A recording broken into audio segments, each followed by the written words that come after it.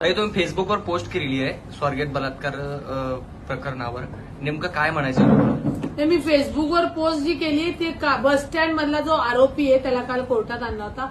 त्या कोर्टातल्या आरोपीच्या वकिलांनी तिथं जे काही मेहरबान कोर्टासमोर मांडलं त्याच्यावरनं जर हा बलात्कार नाही, जर हा संमतीचे संबंध आहेत, तर मग पुण्याची नाहक बदनामी का?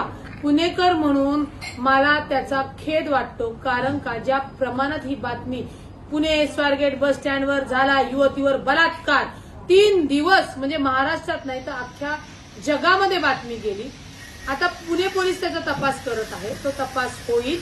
परंतु ज्यावेळी आरोपीच्या मुसक्या आवळल्या तेव्हा वकिलांनी सांगितलं की हो आमचे संबंध झालेले आहेत, परंतु तो बलात्कार नाही. त्याच्यावरून मी मला जो खेद वाटला की माझ्या पुण्याची बदनामी झाली, आमचे नागरिक हादरले.